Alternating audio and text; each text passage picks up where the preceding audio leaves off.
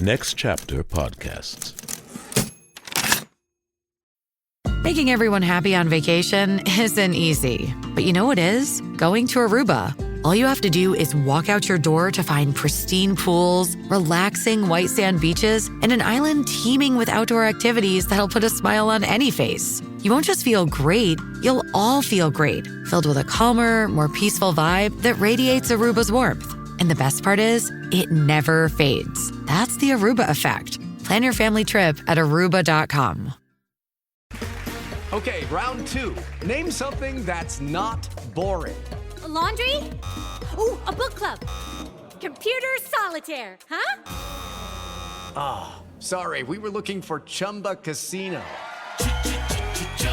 That's right, ChumbaCasino.com has over 100 casino-style games. Join today and play for free for your chance to redeem some serious prizes. ChumbaCasino.com. No purchase necessary. Void where prohibited by law. 18+ terms and conditions apply. See website for details. Join Play On Premium to get merch like t-shirts, hoodies, and coffee mugs, ad-free episodes, and bonus content video featuring interviews with the actors, producers, playwrights, and directors who brought it all to life. Go to ncpodcasts.com and subscribe to Play On Premium to support the art and the artists. Next Chapter Podcast presents the Play On podcast series, The Taming of the Shrew. Episode 6. Be it moon or sun or what you please. For the best listening experience, please be sure to use headphones or earbuds. And remember, a woman may be made a fool if she has not the spirit to resist.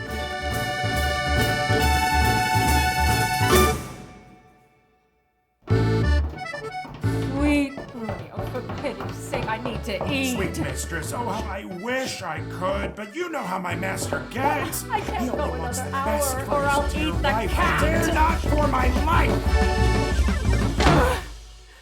The more my wrong, the more his spite appears. What? Did he marry me to famish me? Beggars that come into my father's door are never left to by starvation die. But on entreaty, bread they get, and meat.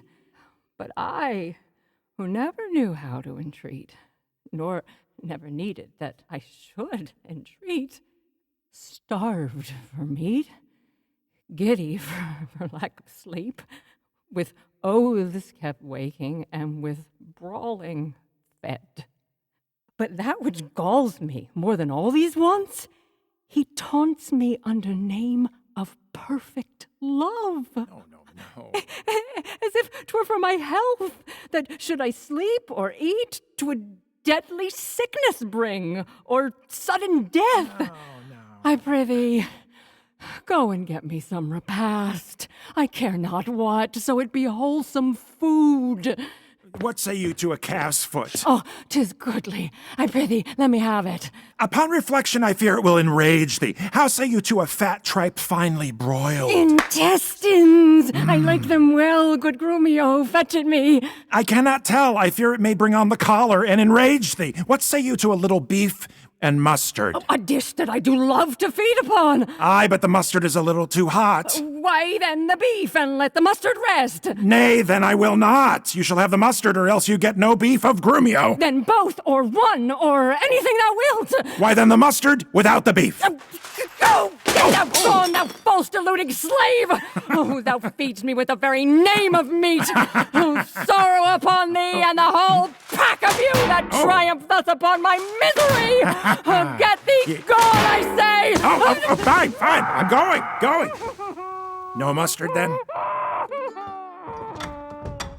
Now, Hortensio, we'll see how fares my Kate. What, sweeting, ill? Thou look'st half dead. Mistress, what comfort? Faith as cold as can be. Pluck up thy spirits, look cheerfully upon me. Here, love, thou seest what pains I took to carve thy meat and bring it thee. Meat? I am sure, sweet Kate, this kindness merits thanks. What, not a word? Nay, then, thou lov'st it not.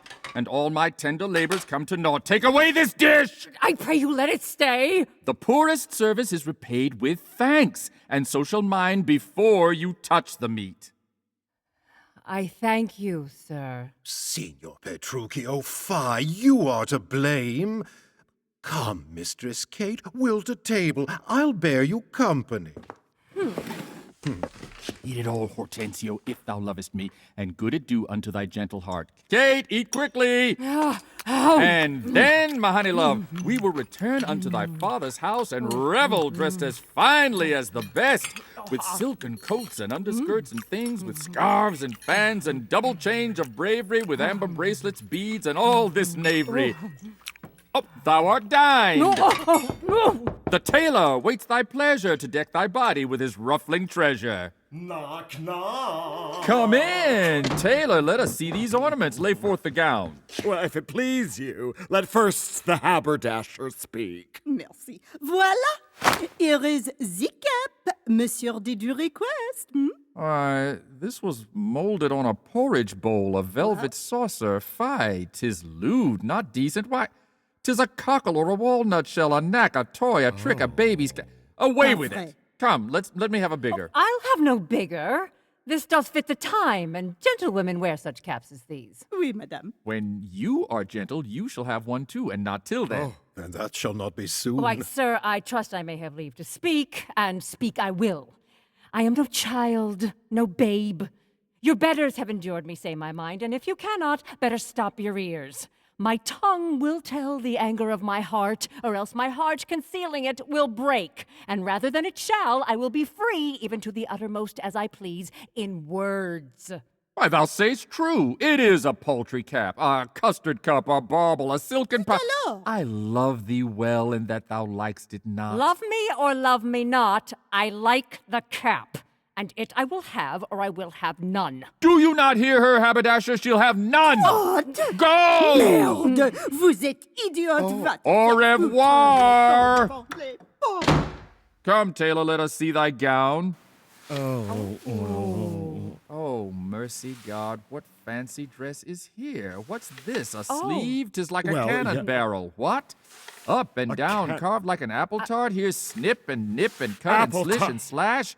Like the incense holder in a barber shop. Why, what a devil's name, tailor, callest thou this? I see she's like to have neither cap nor gown. You bid me make it orderly and well, according to the fashion and the time. Marry, I did, but if you be remembered, I did not bid you mar it to the time. Go, hop thee over every kennel home, for you shall hop without my business, sir. I'll none of it. Hence, make your best of it. I never saw a better fashioned gown. More quaint, more pleasing, nor more commendable. Belike you mean to make a puppet of me. Why, true. He meant to make a puppet of thee. No, she says your worship means to make a puppet of her. Oh, monstrous arrogance! Thou liest, thou thread, thou thimble! Away, thou rag, thou quantity, thou remnant, or I shall so bemeet thee with thy yardstick thou'lt think better of thy prating whilst thou livest. I tell thee, that thou hast marred her gown. Your worship is deceived. The gown is made just as my master had direction. Grumio gave order how it should be done. I gave him no order. I gave him the stuff. But how did you desire it should be made? Marry, sir, with needle and thread. But did you not request to have it cut? Thou hast faced many things. I have. Face not me. Thou hast braved many men. Brave not me. I will neither be faced nor braved. I say unto thee, I bid thy master cut out the gown, but I did not bid him cut it to pieces. Ergo, thou liest. Oh, why, here is the note of the fashion to testify. Read it. The note lies in his throat if he say I said so. Imprimis!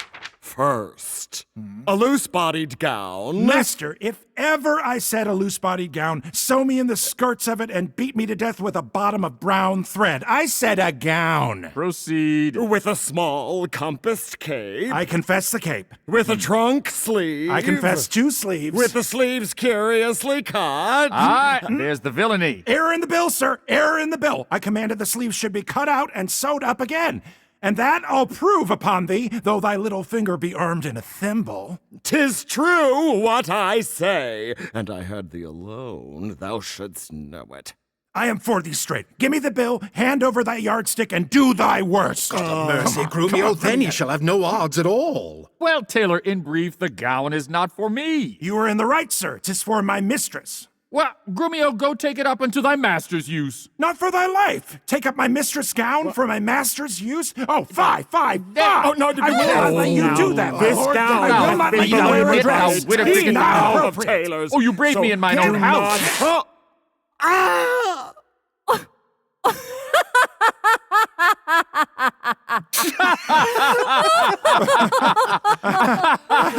Hortensio, say thou wilt see the tailor paid.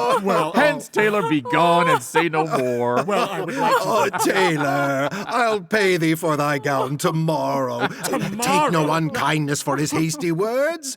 Away, I say.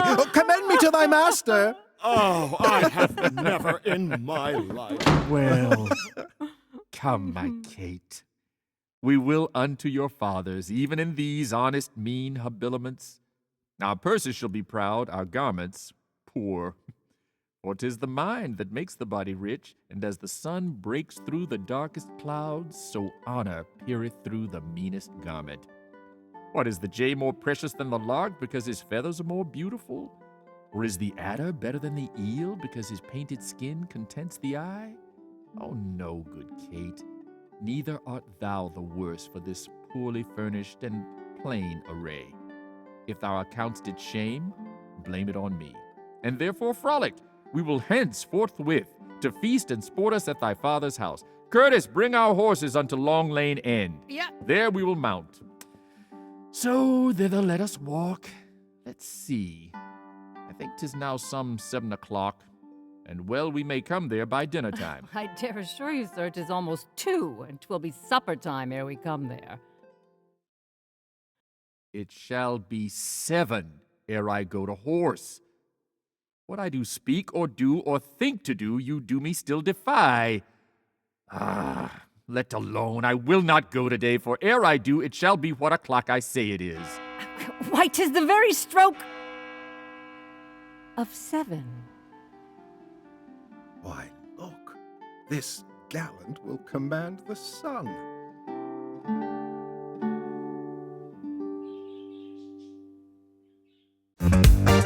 Hi, this is Sally Kate Holmes, Managing Director of Next Chapter Podcasts, here to tell you about a pretty cool new offering from our friends at Apollo Podcasts.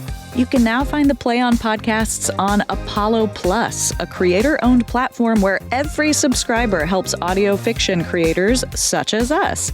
You can listen ad-free, early access to exclusives, behind-the-scenes supercuts, and more on Apollo Plus. On top of all that, 70% of the revenue on Apollo Plus goes directly to creators. Join Apollo Plus through the Apollo Podcasts app or by going to apollopods.com.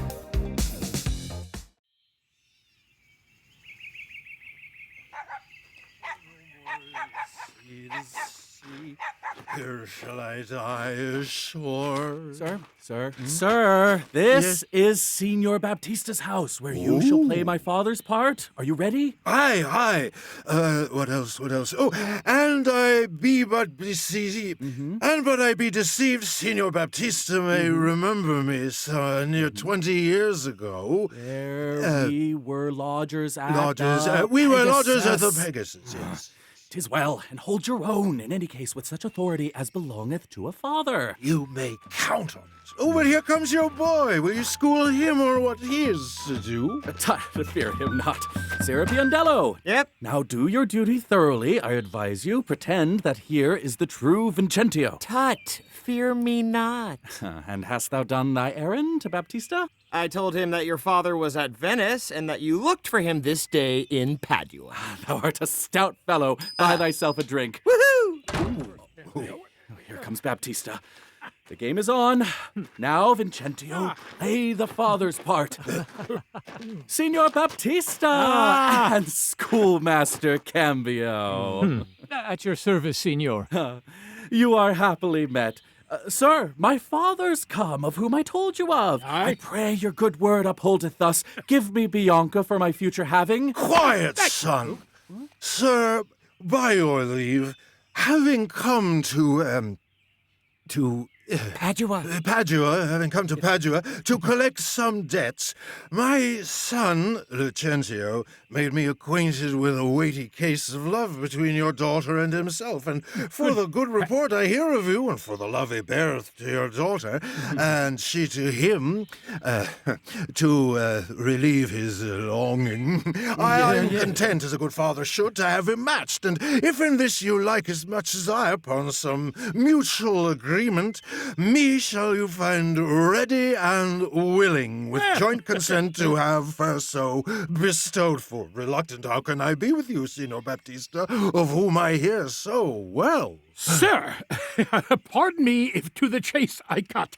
Your plainness and your shortness please me well. Right true it is your son Lucentio here doth love my daughter, and she loveth him, or both make a most convincing show of it. And therefore, if you said no more than this, that like a father you will deal with him and deal my daughter a sufficient dower, the match is made and all is done. Your son shall have my daughter with consent. Thank you, sir. Where then do you think best we be betrothed, and such agreements made as shall for both our parts assurances complete? Not in my house, Lucentio, for you know pitchers have ears, and I have many servants.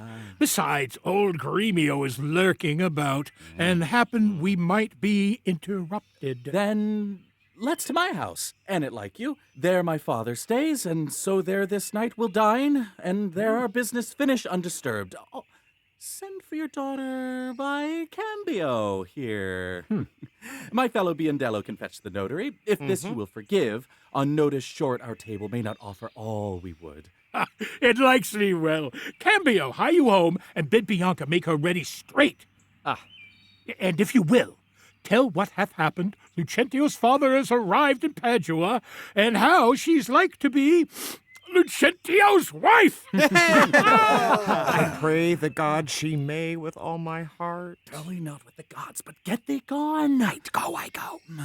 Sir Cabio, your errand awaits. I go with all haste. Signor Baptista, shall I lead the way? Welcome. One simple dish is like to be your cheer. Come, sir, we will feed you better in Pisa. Huh? I'll follow you both.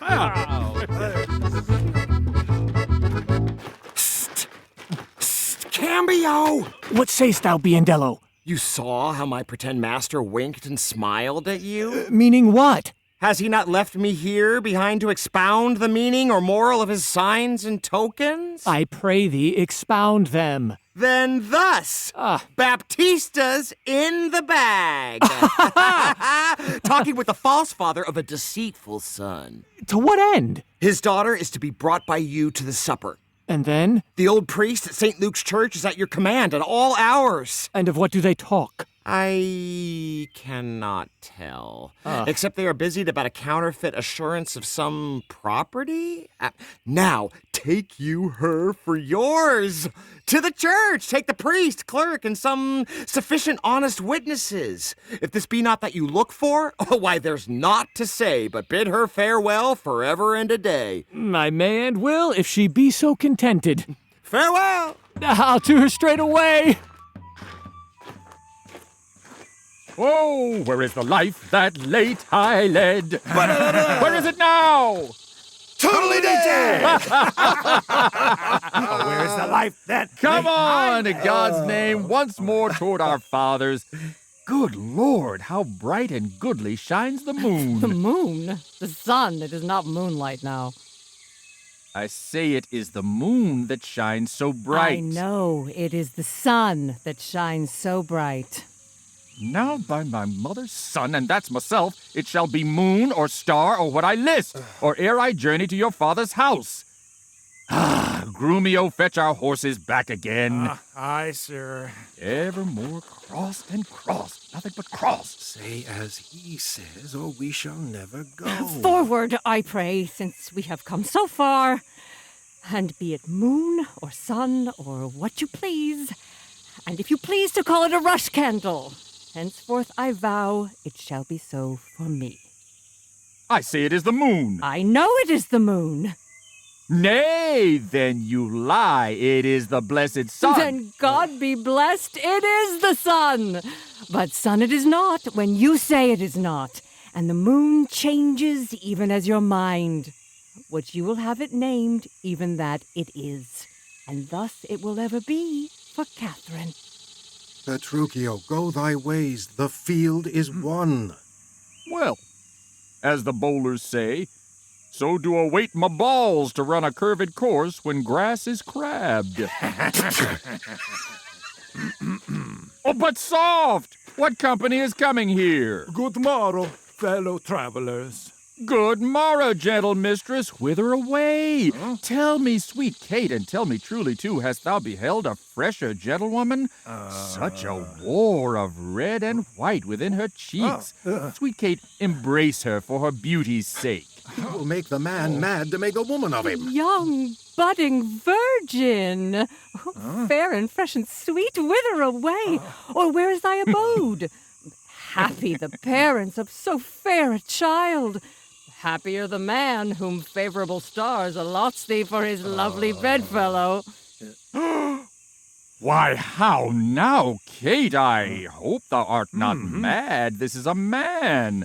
Old, wrinkled, faded, withered, and not a maiden, as thou say'st he is.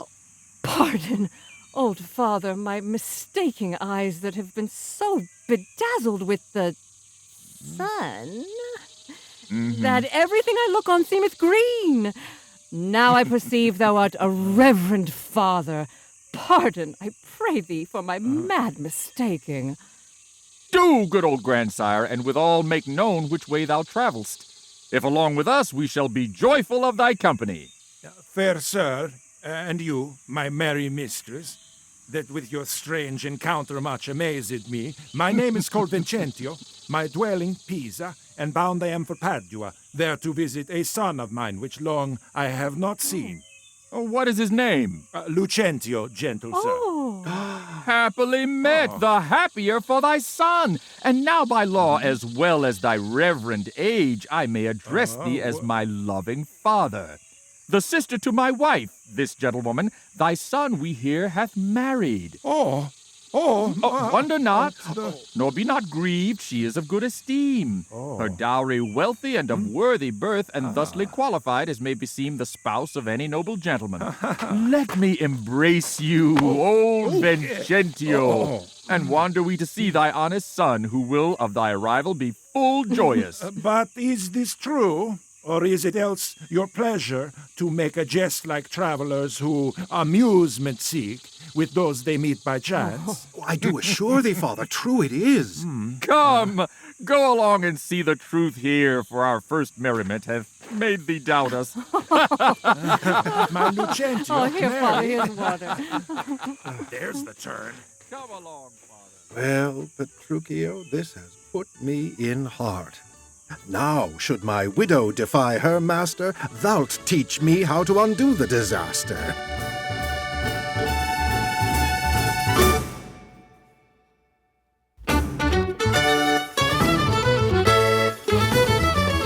The Play On podcast series, The Taming of the Shrew, was written by William Shakespeare. And translated into modern English verse by Amy Freed. All episodes were directed by Art Mankey. Radio play by Amy Freed and Leanna Keys. The cast is as follows. Susanna Alan Gilmore as... Susanna Rogers as Katharina. Alan Gilmore as Petruchio. Annie Abrams as Bianca. Mike McShane as Baptista. Tom Patterson as Lucentio. Kyle T. Hester as Tranio. Danny Shea as Gremio and Curtis. J. Paul Bamer as Hortensio and Pedant. Rob Nagel as Grumio and Vincentio. Casey Mahaffey as Biondello and Taylor. Tessa Aubergenois as Widow and Haberdasher. Casting by the Telsey office, Karen Castle, CSA. Original music composition, mix, and sound design by Lindsay Jones. Sound engineering by Sadaharu Yagi. Mix engineer and dialogue editor Larry Walsh. Podcast mastering by Greg Cortez at New Monkey Studio. Coordinating producer Transcend Streaming, Kira Bowie and Liana Keys. Executive producer Michael Goodfriend. The Play On podcast series, The Taming of the Shrew, is produced by Next Chapter Podcasts and is made possible by the generous support of the Hits Foundation. Visit nextchapterpodcast.com for more about the Play On podcast series. Visit playonshakespeare.org for more about Play On Shakespeare. Subscribe to Play On Premium on Apollo Plus for ad-free episodes and join our Patreon for exclusive merchandise and early commercial-free releases. Go to playonpodcast.com for our bonus content, where you'll find interviews with the artists, producers, and engineers who brought it all to life. And remember, a woman may be made a fool if she has not the spirit to resist.